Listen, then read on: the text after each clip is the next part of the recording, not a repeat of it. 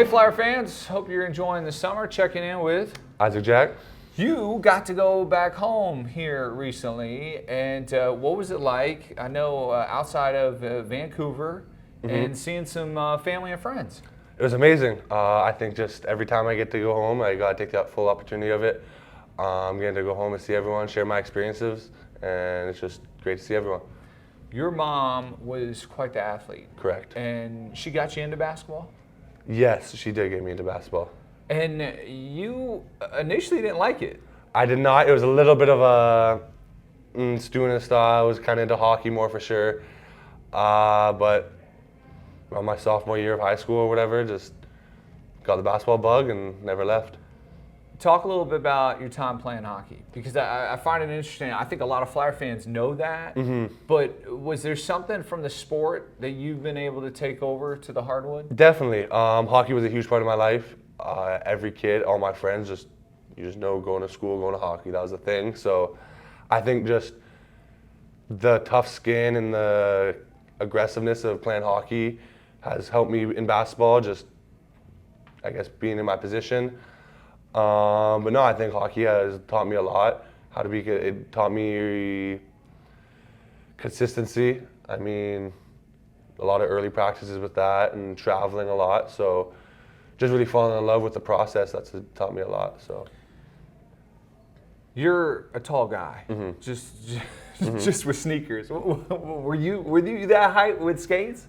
I was very tall. I was not this tall. When I finished, I probably was, I want to say 6'5" on barefoot at the time, so I would have been like 6'7", 6'6", or 6'8" on skates, a few inches. But now I'll definitely be like 7'1", 7'2" on skates. Yeah, I do not want to be up against the boards with. I don't want to play hockey at 7'1". That's a long way down. That's gonna hurt. So you get into basketball, you kind of find that bug, you love it. You land here at UD after coming from Buffalo. Just describe last season. It had to have been a blast. A blast is a perfect word. Exciting.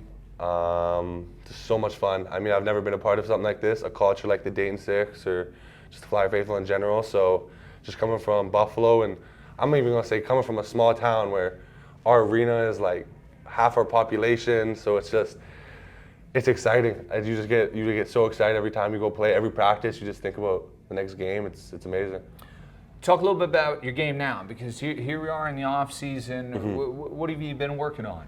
Everything. We're in the gym every day as a team, individual stuff. So just the basics, whether it's shooting, dribbling, passing, whether it's stepping out, knowing the plays better, just anything I can to help my team, really. You mentioned shooting the basketball. Is that something that you're looking to maybe step a little further away from the basket? It's in the works, definitely. Okay. Definitely. That was one big thing for DaRon Holmes. His sophomore year to his junior year, he came back last season and really was effective in shooting it from distance. As a teammate, going against DaRon every day in practice, what were some of the things that you picked up? Was there anything that he taught you? He's taught me so much. I mean, he's a pro, so just playing against a pro every day. He was the only other guy in my position, so I don't think I've ever been on his team. So just banging against him every day has taught me so much. I guess physically, like basketball-wise, but then just seeing him get in the gym every day, the consistency he has really taught me like the process that you need to really get to the next level of this.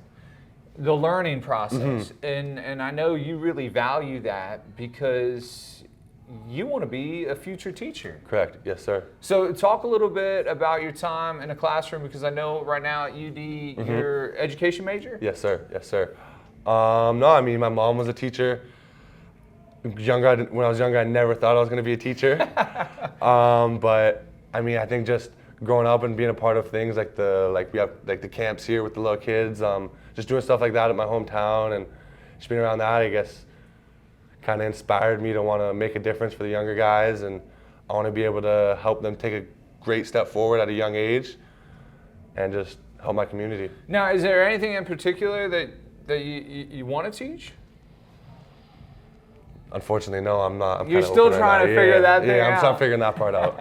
I'm figuring that well, part obviously, your mom's played a big role, sort of in your life of what I've heard from basketball to education. And looking back at your time back home, with basketball. Unfortunately, the Vancouver Grizzlies, no more. Mm-hmm. But I was chatting with you before. You love the game. What's your favorite thing to do when it comes to gaming? Is there one thing in particular? I would guess 2K. It is 2K. All my friends are on it, so like I will go from playing basketball here. We'll go home, play more basketball in the video game. So I'm saying 2K for sure. Everyone loves it, but do you have a favorite team? Because yeah, I'm picking the Raptors every time. You got to. I got to stick to Canada. All right. Stick true to who I am. But the Lakers, LeBron. It doesn't hurt. Yeah, it's hard not to pick LeBron. I'm saying, yeah. But no, and touch on that about that Canadian community. Because I find that so interesting. The Toronto Raptors, that is so far from your hometown of thinking about like the West Coast. But Canada's like that. I mean, even in like baseball, like it seems like the Canadians that I talk to, they're all Toronto Blue Jay fans. Yeah, definitely. I think just the main thing is just we have one Canadian team, so the Toronto Raptors. So I think instead of having like here, you would have a whole state or something behind one team. We have a whole country behind them. So I think that's just something special. I think we know that, and we embrace it. So we make it even more loving towards the Raptors. But I think basketball in a whole is just growing in Canada. So you're seeing more and more fans everywhere.